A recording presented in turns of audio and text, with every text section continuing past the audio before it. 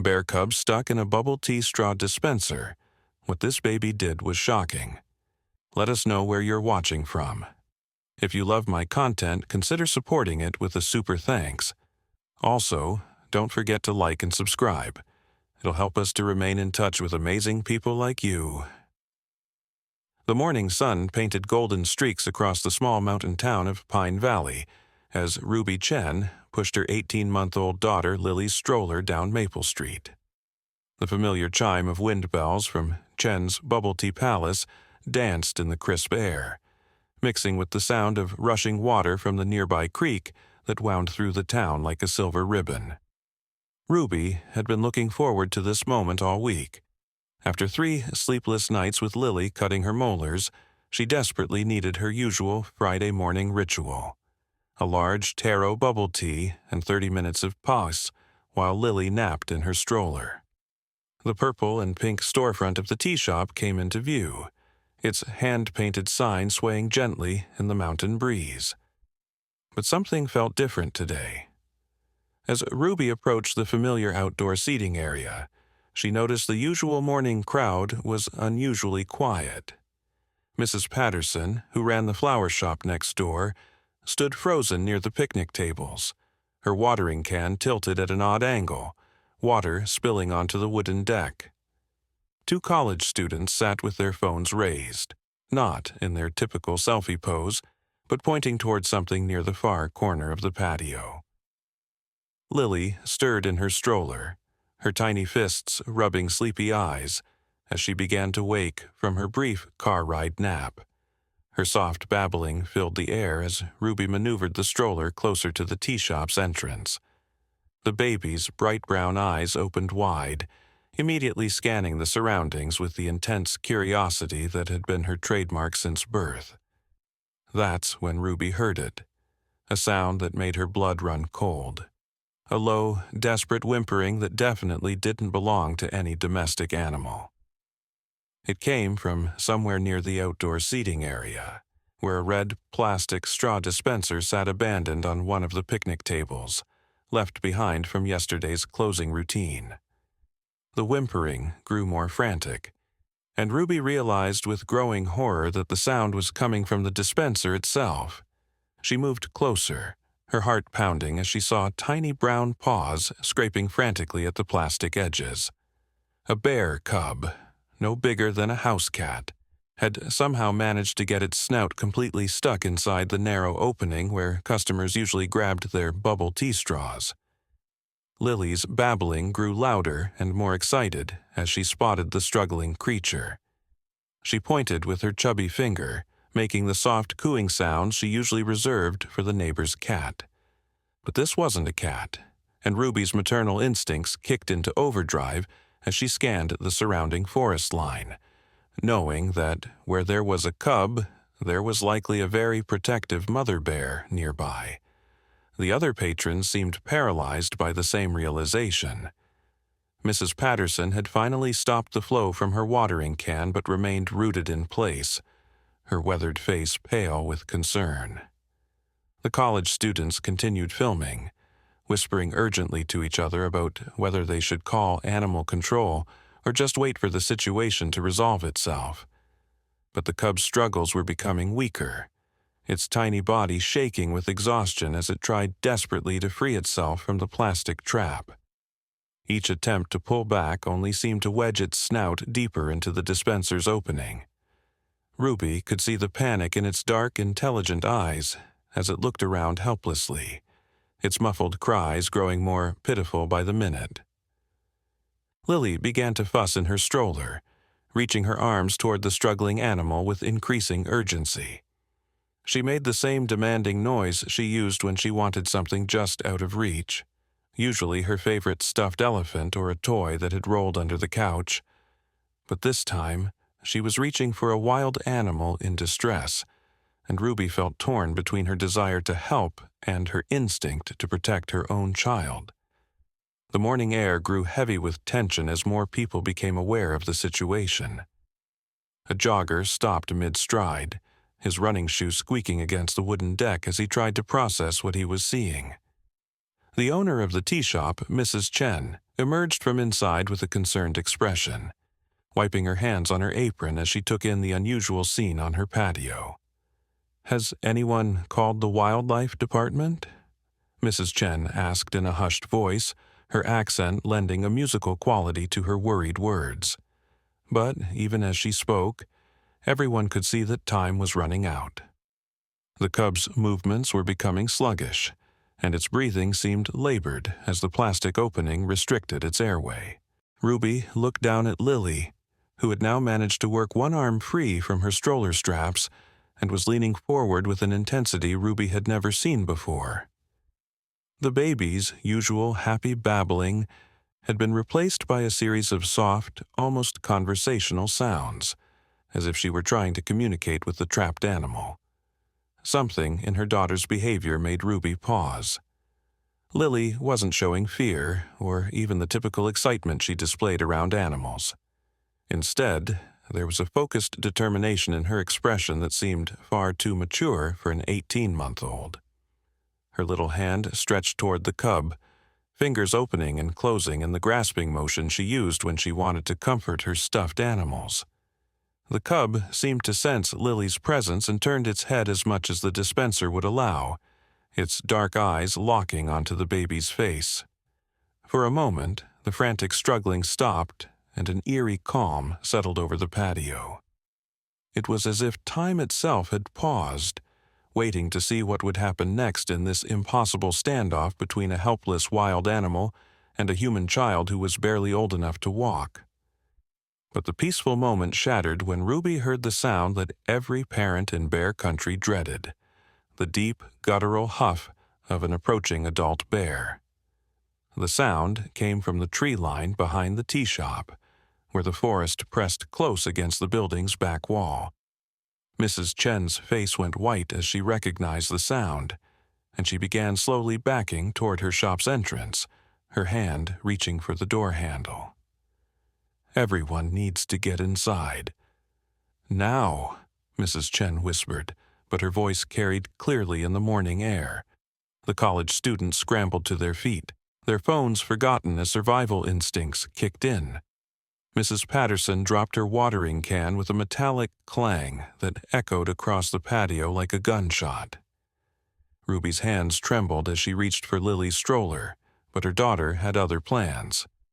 With the surprising strength the toddlers seemed to summon from nowhere, Lily pushed against the stroller's safety bar and managed to work her other arm free from the straps. Before Ruby could react, the determined little girl had twisted her body and was climbing out of the stroller with the single-minded focus of a child who had spotted something fascinating. "Lily, no!" Ruby gasped, reaching for her daughter, but the baby had already dropped to the wooden deck with a soft thud. Instead of crying or looking for comfort as most children would after such a tumble, Lily immediately began crawling toward the picnic table where the trapped cub continued its weakening struggles. The huffing sound from the forest grew closer, accompanied by the unmistakable crack of branches breaking under significant weight.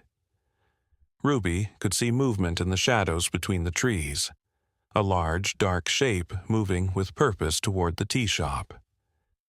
The mother bear had caught the scent of her cub's distress, and she was coming to investigate. "Somebody do something," one of the college students called out, but nobody moved. The unwritten rule of bear encounters was clear: never get between a mother and her young. Yet here was Lily, an 18-month-old human baby, crawling directly toward a bear cub while its mother approached from the woods. Mrs. Chen had her phone out, frantically dialing what Ruby assumed was emergency services. But even if help arrived immediately, it would be too late. The situation was unfolding too quickly, and the gap between Lily and the trapped cub was closing with each determined crawl. Ruby took a step forward, torn between rushing to grab her daughter and the paralyzing fear that any sudden movement might provoke the approaching mother bear. Her mind raced through every piece of bear safety advice she'd ever heard. Make noise, appear large, back away slowly. But none of it applied to this impossible situation where her baby was the one moving toward danger. Lily reached the base of the picnic table and pulled herself up to standing, using the wooden bench as support. Her movements were surprisingly quiet for a toddler, as if some instinct was guiding her to avoid startling the trapped animal. The cub had stopped struggling entirely now, its breathing shallow and rapid as exhaustion took hold. Its dark eyes remained fixed on Lily's face, and something passed between them that Ruby couldn't understand but could definitely feel. The baby reached up toward the table's surface, her small hands barely able to grasp the edge. She made a soft, almost melodic sound, not quite a hum, not quite a coo, that seemed to calm the cub even further. Ruby had never heard Lily make that particular sound before, and it sent chills down her spine for reasons she couldn't explain. Then came the sound that made everyone freeze, heavy footsteps on the wooden deck behind them. But it wasn't the mother bear. It was Marcus Webb, the local wildlife photographer who spent most of his time documenting the area's bear population. He moved with the careful, deliberate pace of someone who had spent years around dangerous animals, his camera equipment dangling from straps around his neck. "Nobody move," Marcus said quietly, his voice steady despite the tension in the air. "I know this cub. Her name is Coco. She's been separated from her mother for 3 days. We've been tracking her, trying to figure out how to safely reunite them." Ruby's heart clenched at this information. The cub wasn't just trapped and scared. She was lost, separated from her family, and now facing a potentially fatal situation. But Marcus's next words made the situation even more complex. "The mother approaching isn't Coco's mother," he continued, never taking his eyes off the tree line. "That's Bertha, a different female who lost her own cub last month. She's been unstable since then. Sometimes she tries to adopt other cubs, but she's also been known to become aggressive when she encounters young that aren't her own." The implications hit Ruby like a physical blow. Not only was her daughter in danger from a potentially hostile bear, but the cub she was trying to help might also be in mortal peril. The approaching bear might see Coco as either a replacement for her lost cub or as a threat to eliminate. Lily had managed to get both hands on the table's edge and was now attempting to climb up, her little legs kicking against the wooden bench as she tried to reach the trapped cub. Her determination was both heartbreaking and terrifying to watch. Ruby started to move toward her daughter, but Marcus held up a warning hand. "Wait," he whispered. "Look at what she's doing." Ruby focused on her daughter's actions and realized that Lily wasn't just trying to reach the cub randomly. Her movements were purposeful, almost methodical. She was positioning herself at a specific angle to the table, and her soft vocalizations had taken on a rhythmic quality that seemed to be having an effect on the trapped animal. Coco's breathing had slowed and deepened, as if Lily's presence was somehow providing comfort. The cub's struggles had stopped entirely, but not from exhaustion this time. It was as if she was waiting, trusting that this tiny human would somehow find a way to help. The sound of approaching footsteps grew louder, and everyone could now see the massive form of Bertha emerging from the tree line.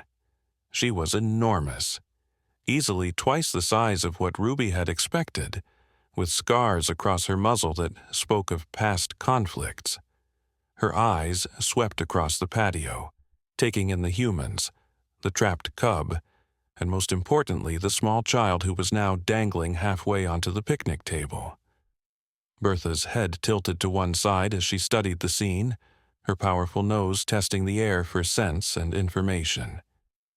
She took one heavy step onto the wooden deck, then another, her claws clicking against the boards with each movement. The humans stood frozen like statues, afraid that even breathing too loudly might trigger an attack. But something unexpected happened.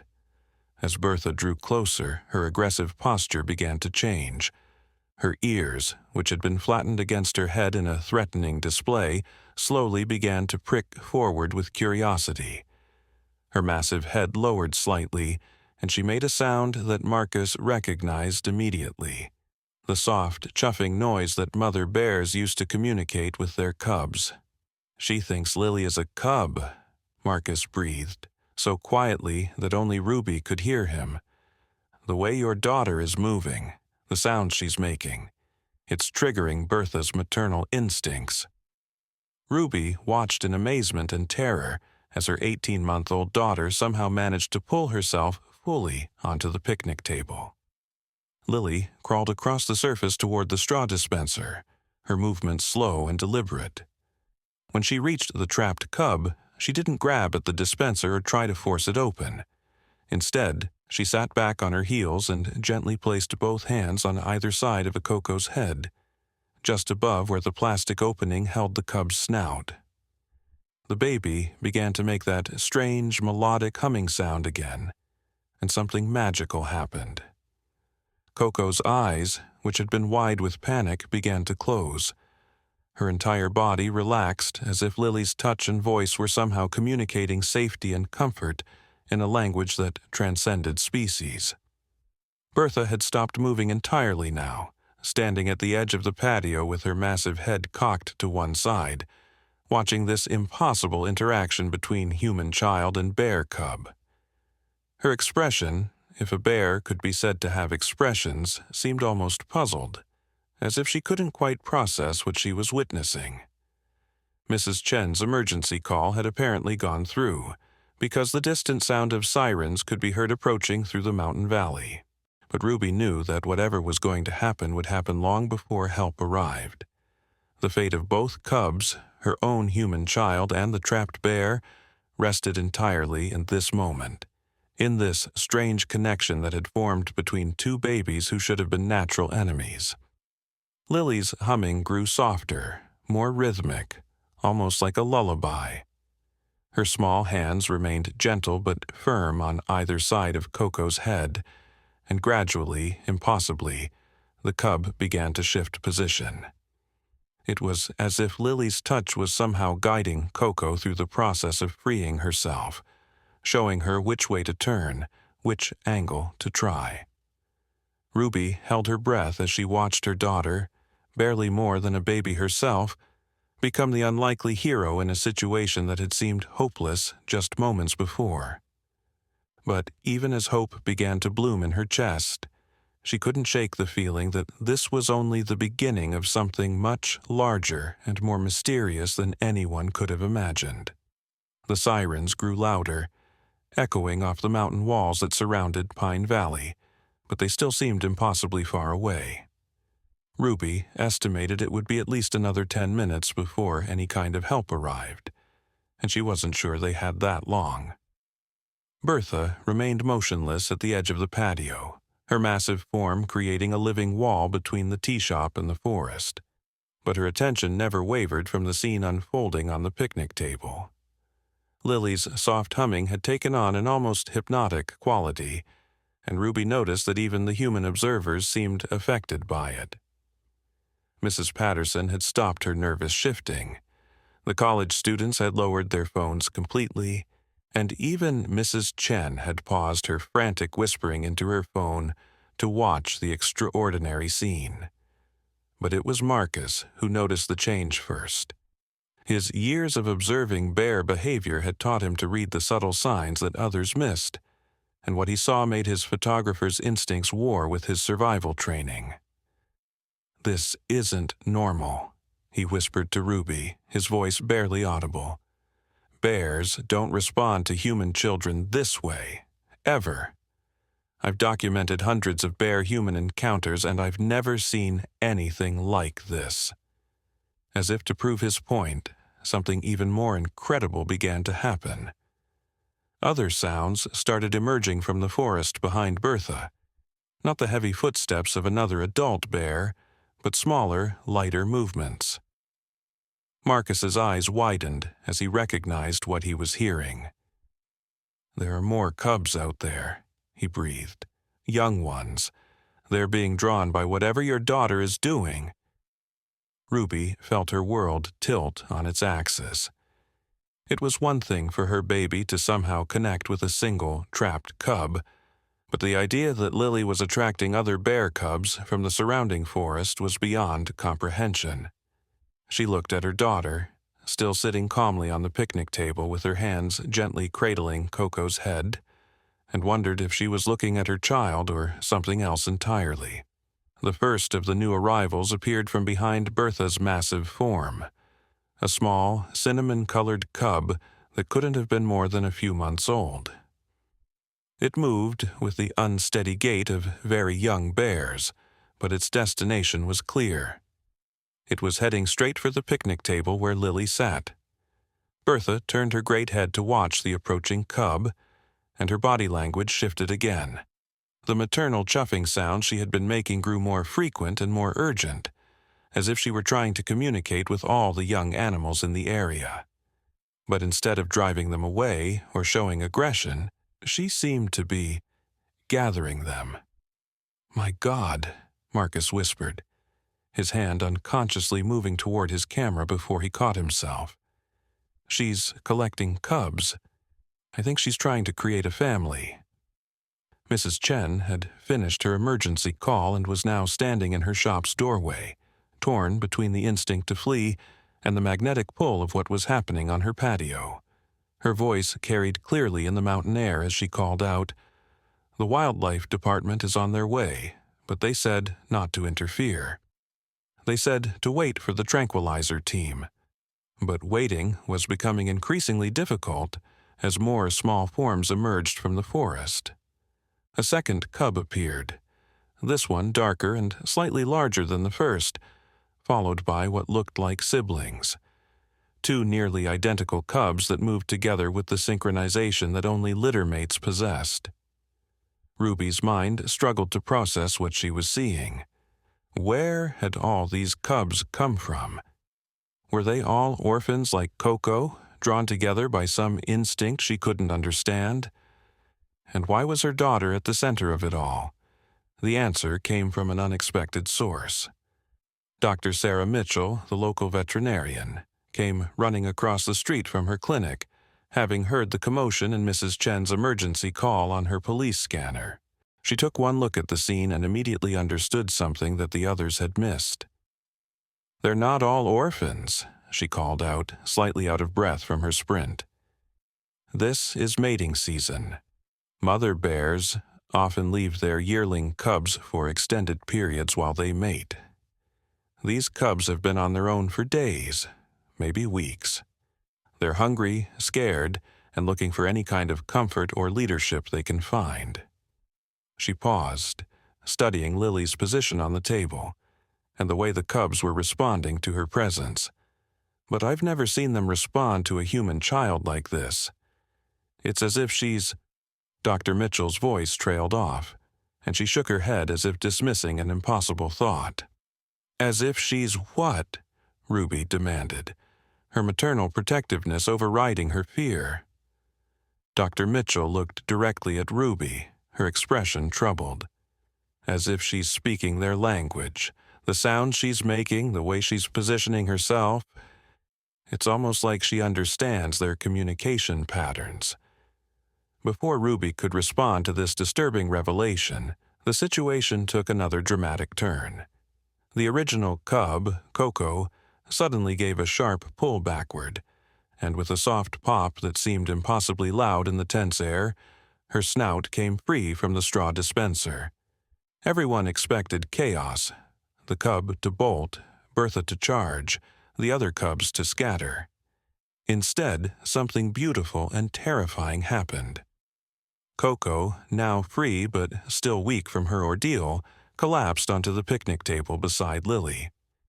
Rather than running away, she curled up against the toddler's leg, making soft mewing sounds that were heartbreakingly similar to those of a domestic kitten seeking comfort. Lily's response was immediate and instinctive. She adjusted her position so that Coco could rest more comfortably against her, and her humming resumed, this time with harmonics that seemed to resonate with the mountain air itself. The other cubs, as if receiving some signal that the human observers couldn't detect, began moving closer to the picnic table. "This is impossible," Marcus muttered, but he was reaching for his camera again, unable to resist documenting what might be the most extraordinary wildlife encounter ever recorded. "Bears don't behave this way. Cubs don't trust humans like this. There has to be an explanation." But explanations seemed irrelevant as the scene continued to unfold like something from a fairy tale. The cinnamon cub reached the base of the picnic table and, with surprising agility, began climbing up the wooden supports. The darker cub followed, while the siblings positioned themselves on either side of the table as if standing guard. Bertha, meanwhile, had begun a slow circuit around the entire group, her massive paws making soft thuds against the wooden deck. But her movement wasn't threatening. It was protective, the behavior of a mother bear creating a safe perimeter around her family. She was treating all of them, cubs and human child alike, as her responsibility. Dr. Mitchell pulled out her own phone and began making calls, her voice urgent but controlled. "I need to speak to Dr. Harrison at the university," she said into the device. "We have a situation here that goes beyond normal wildlife management. I think we're looking at something that science hasn't documented before." Ruby felt a chill that had nothing to do with the mountain air. "What do you mean?" "There are indigenous stories," Dr. Mitchell said, lowering her phone for a moment. "Tales about children who could speak with animals, who could bridge the gap between species. Most scientists dismiss them as folklore, but—" She gestured toward the picnic table where Lily now sat surrounded by 4 bear cubs, all of them calm and content in her presence. "But what if they weren't just stories?" Ruby finished the thought that Dr. Mitchell seemed reluctant to voice. The veterinarian nodded slowly. "Your daughter might be what the old stories called a bridge child. Someone born with the ability to communicate across species barriers. It would explain why the cubs trust her, why Bertha is protecting rather than attacking, why your daughter seems to know exactly how to calm and comfort them." As if summoned by their conversation, another figure appeared at the edge of the patio. This time it wasn't a bear, but an elderly Native American man who moved with the quiet confidence of someone who belonged in these mountains. Ruby recognized him as Thomas Clearwater, a local elder who often helped with search and rescue operations. Thomas surveyed the scene with knowing eyes, taking in Lily's position among the cubs, Bertha's protective circling, and the unprecedented gathering of wild animals around a human child. When he spoke, his voice carried the weight of ancient knowledge. "My grandmother told stories about children like this one," he said, nodding toward Lily. "Children born under certain stars, during certain seasons, who carried the old magic in their blood. We haven't seen one in over 70 years. Ruby felt the world shifting around her again. "Magic? What are you talking about?" Thomas smiled gently. "Not magic like in fairy tales. Something older, more natural. The ability to understand and be understood by all living things. The gift that some humans possessed before we forgot how to listen to the world around us." The sirens were much closer now, and Ruby could see the flashing lights of emergency vehicles making their way up the winding mountain road toward the tea shop. Soon, this peaceful moment would be interrupted by well-meaning officials who would see only danger in what was happening here. They would separate Lily from the cubs, drive Bertha back into the forest, and miss entirely the miracle that was unfolding on Mrs. Chen's patio. But for now, in these last few minutes of quiet, Ruby watched her daughter continue her soft humming while 4 wild bear cubs dozed contentedly around her. Bertha had completed another protective circuit and was now lying down at the edge of the patio, her massive form creating a living barrier between her adopted family and the approaching vehicles. Lily looked up at her mother for the first time since climbing onto the table, and Ruby was struck by the intelligence in her 18-month-old daughter's eyes. It was as if Lily understood exactly what was happening and was trying to communicate something important before their time together ended. The baby reached out toward Ruby with one small hand while keeping the other resting gently on Coco's fur. Her expression was serious, almost urgent, and she made a series of soft sounds that weren't quite words but carried meaning nonetheless. Ruby took a step closer to the table, ignoring Marcus's warning gesture and Bertha's sudden alertness. Mother and daughter locked eyes across the impossible scene, and Ruby felt something pass between them. An understanding, a recognition, a promise that she wasn't sure she was ready to make. Whatever was happening here was just the beginning. The sirens were almost upon them. The emergency responders would arrive within minutes, and the careful balance that Lily had created would be shattered. But Ruby could see in her daughter's eyes that this was not an ending. It was an awakening. The story of the bear cub stuck in the straw dispenser would spread through Pine Valley and beyond, but it would be remembered as the day a toddler saved a trapped animal.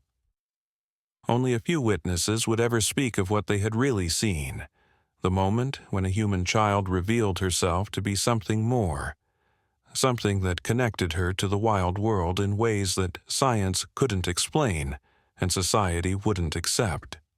As the first emergency vehicle pulled into the tea shop's parking lot, Ruby made a decision that would change everything.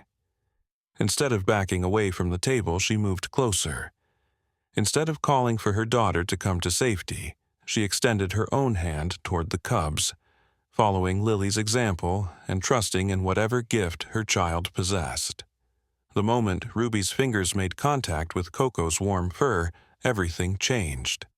A jolt of connection shot through her arm, not painful but overwhelming in its intensity. Suddenly, Ruby could feel what the cub was feeling. Exhaustion, relief, a deep contentment that came from finally being safe and understood. But more than that, she could sense the emotional states of all the cubs around the table, and even Bertha's complex mix of protective instincts and confused maternal longing. "What's happening to me?" Ruby whispered, but her question was drowned out by the arrival of the emergency responders. 2 wildlife officers jumped out of their truck, followed by a team of paramedics who had been called as a precaution. The lead officer, Captain Jake Morrison, took one look at the scene and immediately reached for his radio to call for backup. What he was seeing defied every protocol in the book. "We have a Code 7 situation at Chen's Bubble Tea Palace," he spoke into his radio, his voice tight with disbelief. "Multiple bear cubs, 1 adult female, and civilians in direct contact. Request immediate backup and tranquilizer team." But as Captain Morrison and his partner approached the patio, something unexpected happened. Bertha, who should have become agitated by the presence of more humans, instead moved to block their path. She didn't show aggression. Her ears remained forward, her posture non-threatening, but she made it clear that she would not allow anyone to disturb the scene on the picnic table. Dr. Mitchell stepped forward, her veterinary credentials giving her authority in the situation. "Captain Morrison, I need you to stop right there. What we're witnessing here is unprecedented. If we disrupt it now, we might lose the opportunity to understand something truly extraordinary." Captain Morrison looked skeptical. "Dr. Mitchell, I have protocols to follow. We can't have civilians, especially children, in close contact with wild bears. Someone's going to get hurt." "Look at them," Dr. Mitchell insisted, gesturing toward the table where Lily continued her soft humming while the cubs rested peacefully around her. "Do they look like they're in danger? The cubs are calmer than I've ever seen wild animals in human presence. The adult is protecting, not hunting. We're looking at something that challenges everything we know about bear behavior." Thomas Clearwater moved to stand beside Dr. Mitchell, his weathered face grave. "Captain, with respect, your protocols weren't written for situations like this. This child carries something special, something that your tranquilizer guns and cages can't handle properly. Before Captain Morrison could respond, another vehicle arrived. This one carrying Dr. Elena Harrison from the State University's Wildlife Research Department. Dr. Mitchell had managed to reach her during her earlier phone calls, and the professor had driven at dangerous speed through the mountain roads to reach Pine Valley. Dr. Harrison jumped out of her car with equipment bags slung over her shoulders, her gray hair disheveled from the hurried journey. She took one look at the scene and immediately began setting up recording equipment, her scientific mind overriding any fear or surprise. "Nobody move," she called out as she attached a highly sensitive microphone to a boom pole. "I need to record the vocalizations. If this child is actually communicating with these animals, the audio patterns will tell us how." The tension on the patio ratcheted up another notch as more official vehicles arrived. A fire truck pulled up, followed by an ambulance and 2 more wildlife department trucks. Soon, the quiet morning scene had transformed into what looked like a major emergency response, complete with flashing lights and uniformed personnel. But Lily seemed oblivious to the growing chaos around her. Her humming had evolved into something more complex, almost like a conversation. She would make a series of soft sounds, pause as if listening, then respond with different tones and rhythms. The cubs reacted to each change in her vocalizations, shifting position, making their own quiet sounds, or simply relaxing deeper into contentment. Ruby, still touching Coco's fur, found that her connection to the animals was growing stronger rather than weaker. She could now sense the approach of each new vehicle before she could see or hear it, feeling the cub's mild anxiety at the increasing human presence. More disturbing, she was beginning to understand some of what Lily was communicating to the animals. "She's telling them stories," Ruby said suddenly, her voice filled with wonder and fear. Marcus looked up from where he had been quietly photographing the scene. "What do you mean?" "The sounds she's making. I can feel what they mean. She's telling them about safe places, about mothers who love their children, about belonging somewhere." Ruby's eyes filled with tears as the emotional content of her daughter's communications flowed through her. She's comforting them by sharing the feelings of being loved and protected. Dr. Harrison's equipment was picking up frequencies that the human ear couldn't detect, and her face grew more amazed by the minute. "The harmonic patterns are unlike anything in our databases. These aren't random baby sounds. There's structure here, syntax, meaning. She's not just making noise, she's actually speaking to them." Thomas Clearwater nodded knowingly. "My grandmother said the bridge children could speak the old language, the one that all living things understood before humans forgot how to listen. It seems your daughter remembers what the rest of us have lost." Captain Morrison was growing increasingly agitated as more personnel arrived and began setting up a perimeter around the tea shop. The situation was escalating beyond his control, and his training told him that the longer they waited, the more dangerous things would become. "I'm sorry, but I have to make a decision here," he announced, reaching for his radio again. "I'm calling in the tranquilizer team. We need to sedate the adult bear and relocate all the cubs to a proper wildlife facility." "No!" The voice that rang out wasn't Ruby's or Doctor's, Mitchell's, but Mrs. Chen's.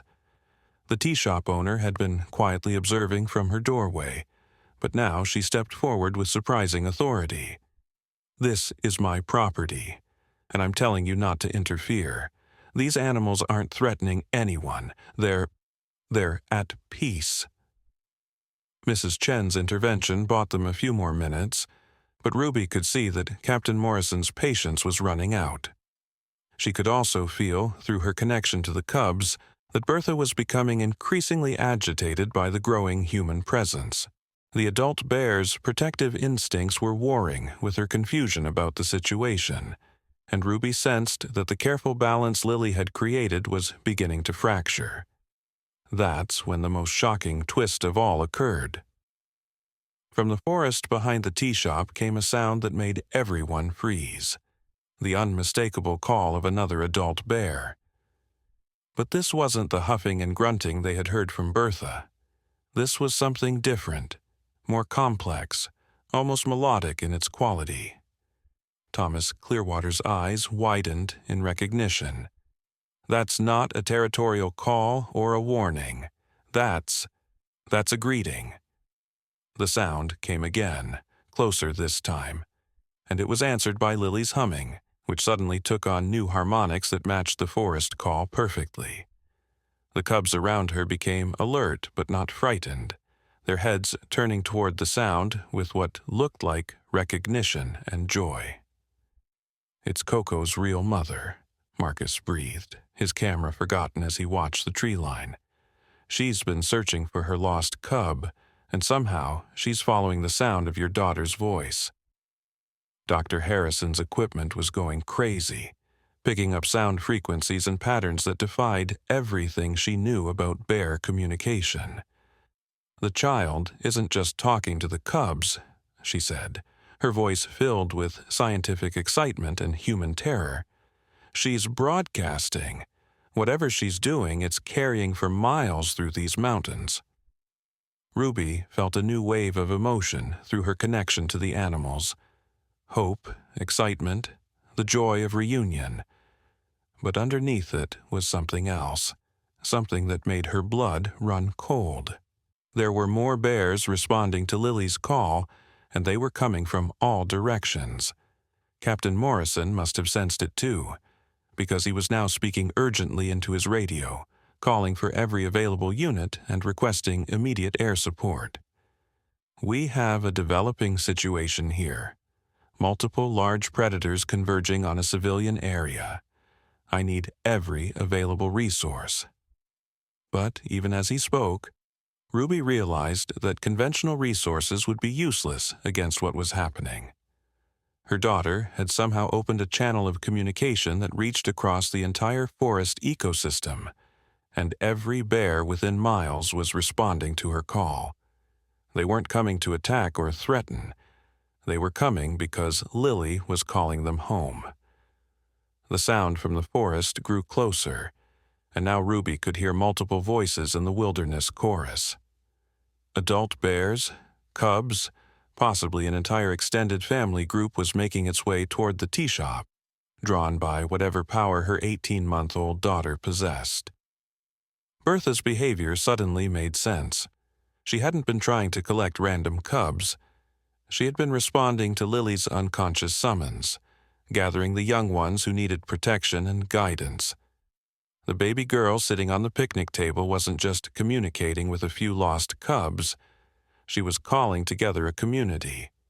"We need to evacuate the area," Captain Morrison announced, his voice carrying over the growing din of arriving emergency vehicles. "Whatever's happening here, we can't contain it with current resources." But Ruby looked at her daughter, surrounded by peaceful cubs and protected by a massive bear who treated her like family, and knew that evacuation wasn't the answer. Lily wasn't in danger from the approaching bears. She was the reason they were coming, the beacon that was guiding them toward something they had lost. Dr. Harrison looked up from her equipment, her face pale with the implications of what she was recording.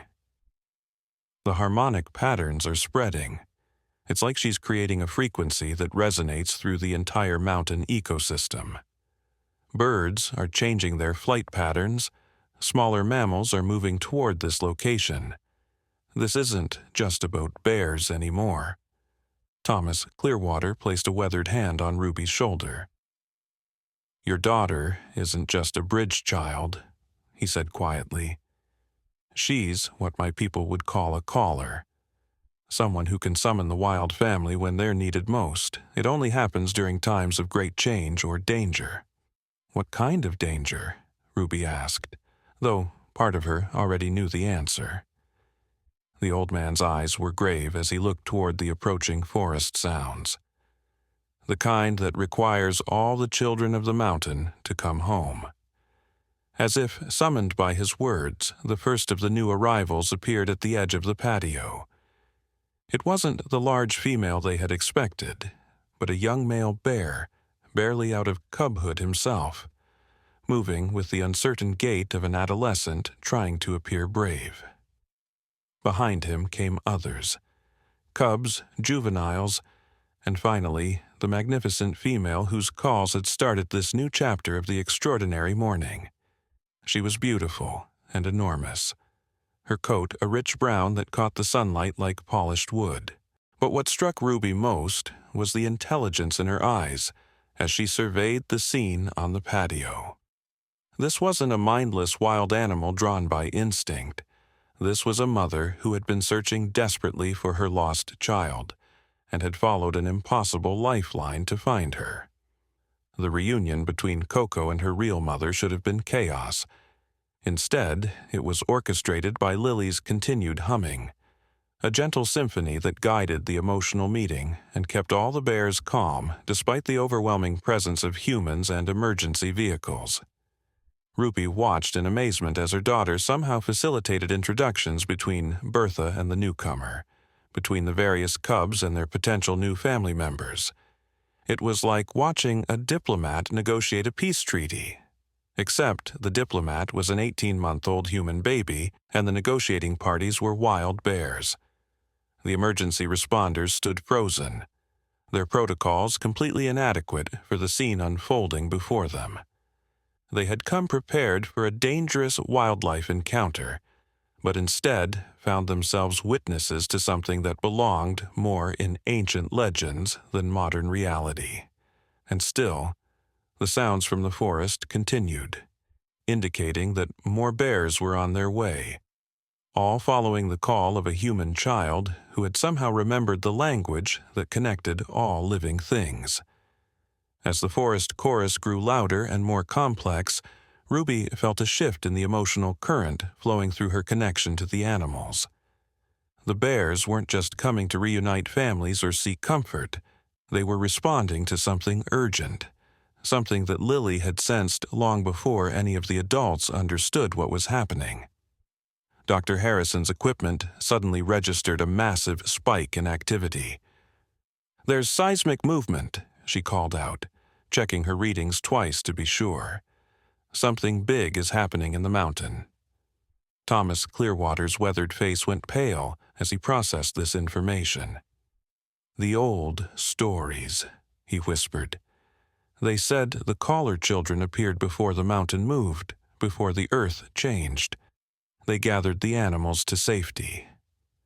Before anyone could ask what he meant, the ground beneath their feet gave the faintest tremor. It was so subtle that most people missed it, but every bear on the patio instantly became alert. Bertha rose to her feet, her massive head turning toward the mountain peaks that surrounded Pine Valley. The cubs pressed closer to Lily, who had stopped humming and was now looking directly at the tallest peak with an expression far too knowing for an 18-month-old. Captain Morrison's radio crackled to life with an urgent transmission from the Geological Survey Station. "All units in Pine Valley, we're reading unusual seismic activity on Mount Harrison. Recommend immediate evacuation protocols for the lower valley areas." The pieces suddenly fell into place with horrifying clarity. Ruby looked at her daughter, who had somehow sensed the approaching danger hours before any human instruments could detect it. Lily hadn't been randomly calling to the bears. She had been gathering them away from the unstable areas of the mountain, leading them to the safety of the lower valley. "She knew," Ruby breathed, her voice filled with awe and terror. She knew the mountain was going to move, and she was trying to save them. More bears emerged from the forest now, but their arrival took on new urgency. They moved quickly but calmly, following invisible paths that Lily seemed to be directing through her resumed humming. Adult bears herded cubs, juveniles helped elderly animals, and the entire forest community moved with the coordinated precision of a well-rehearsed evacuation plan. Dr. Mitchell was on her phone with the Geological Survey team, her face growing more concerned with each piece of information she received. "They're saying the entire eastern slope of Mount Harrison is unstable. There are caves and dens throughout that area. If it collapses, hundreds of animals could be trapped." The emergency responders suddenly had a new mission. What had started as a dangerous wildlife encounter had transformed into the most important animal rescue operation in the region's history. Captain Morrison was coordinating with search and rescue teams, Dr. Harrison was documenting everything for future study, and the tea shop's patio had become the command center for an evacuation, guided by a human baby who spoke the ancient language of the wild. Lily's role in the operation was both simple and miraculous.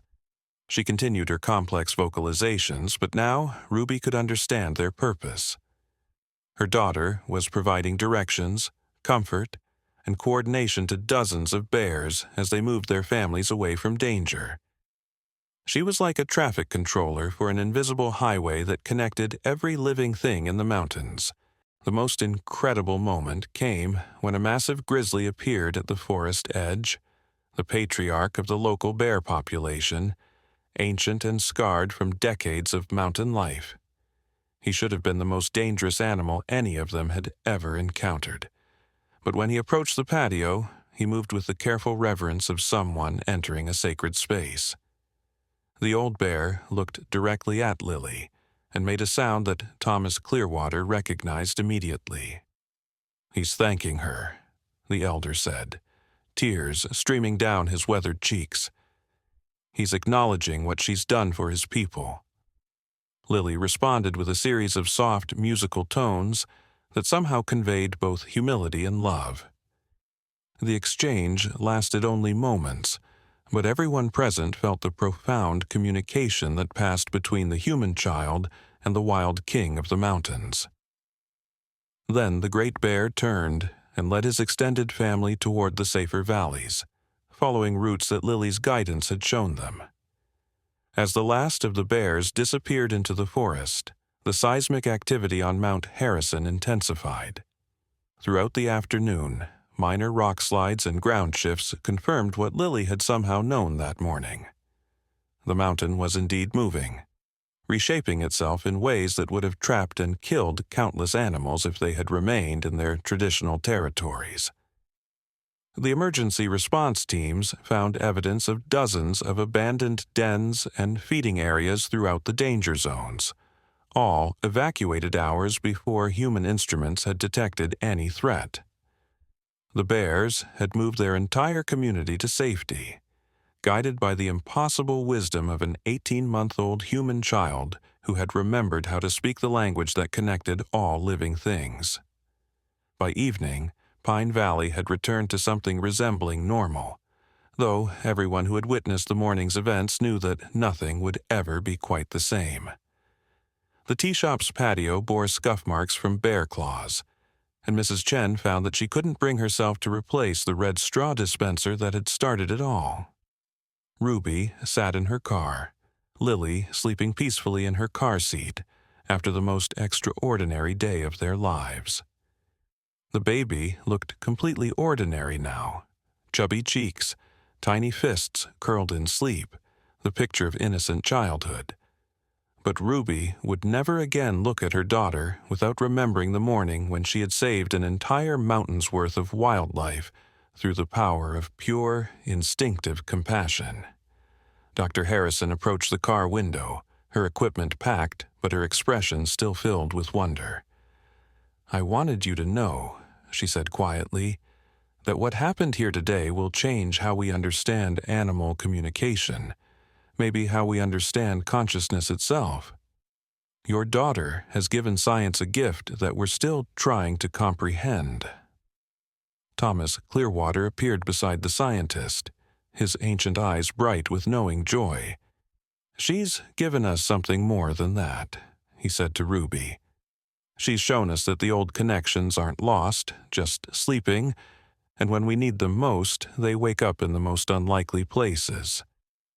As Ruby drove home through the mountain roads, She thought about the incredible chain of events that had started with a simple craving for bubble tea and had ended with her daughter orchestrating the largest wildlife rescue in the region's history.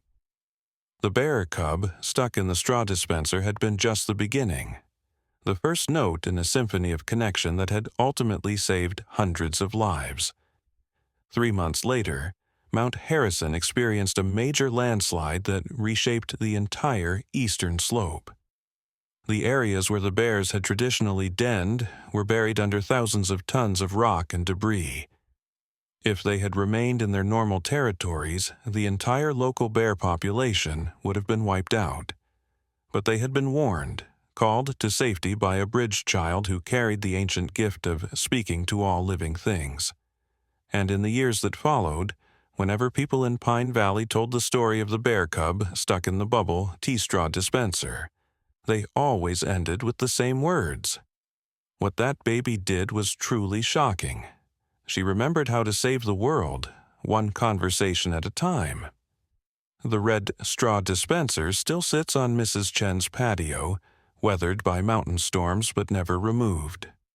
Local children sometimes ask about the scratch marks on its surface, and Mrs. Chen always tells them the same thing. Those marks were made by magic, the kind that happens when someone very small does something very brave.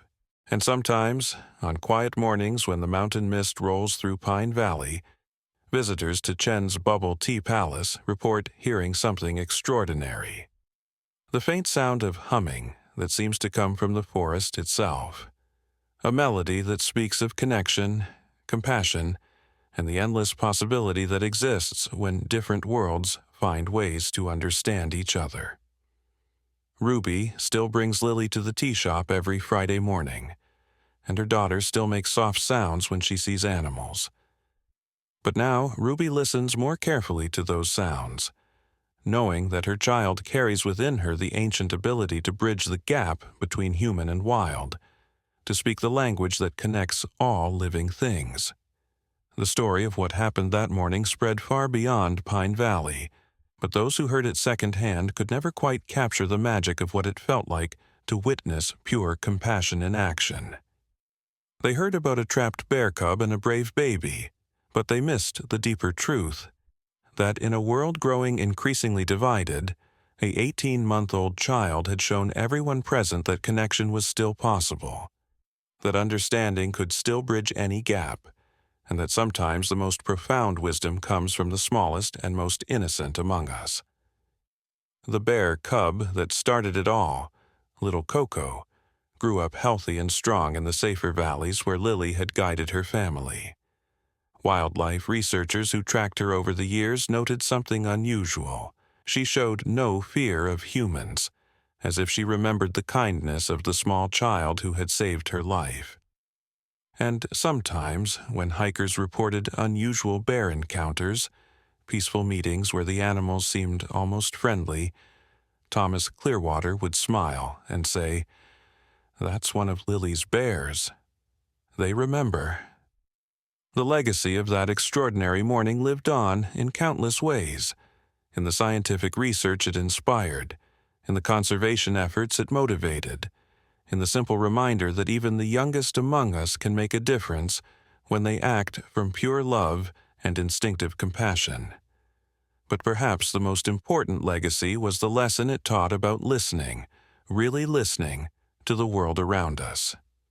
Because on that morning in Pine Valley, a baby who couldn't yet speak in human words had shown everyone present that communication goes far deeper than language, that understanding transcends species, and that sometimes the most important conversations happen without words at all. And so the story ends where it began, with the simple truth that when we open our hearts to the world around us, when we choose compassion over fear, and when we remember that we are all connected in ways that science is only beginning to understand, miracles can happen in the most ordinary places, even at a small bubble tea shop on a quiet mountain morning, where a baby's love was powerful enough to move mountains and save lives. The red straw dispenser remains on the patio as a reminder of the day when a small child's enormous heart bridged the gap between human and wild. proving that the most shocking thing of all is how much difference one tiny person can make when they remember the language of love.